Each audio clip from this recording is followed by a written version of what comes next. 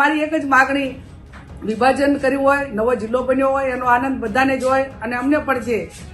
લોકો એને જે કંઈ જિલ્લા કક્ષાએ જવાનું હોય તો ઓછા કિલોમીટર ભૌગોલિક દ્રષ્ટિએ વિચારીએ તો 20-25 કે 40 કિલોમીટરમાં જે તાલુકાઓ આવતા હોય એને સ્વાભાવિક ફાયદો પણ થશે.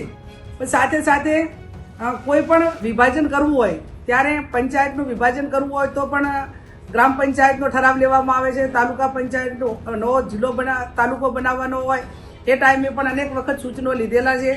આ વખતે હું માનું છું ત્યાં મારી જાણ મુજબ કોઈ ગ્રામ પંચાયતના સરપંચો હોય, તાલુકાના આગેવાનો હોય, ધારાસભ્યો હોય કે ચૂંટાયેલા પદાધિકારીઓ હોય એમનો કોઈનો પણ અભિપ્રાય હું માનું ત્યાં સુધી લીધેલ નથી.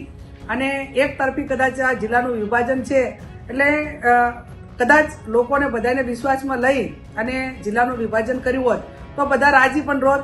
પણ અંતે હું માનું છું ત્યાં સુધી ખૂબ મોટો જિલ્લો હોવાના કારણે જે વિભાજન થયું છે એના હિસાબે કંઈક ને કંઈક થોડા ઘણો લોકોને ફાયદો થશે.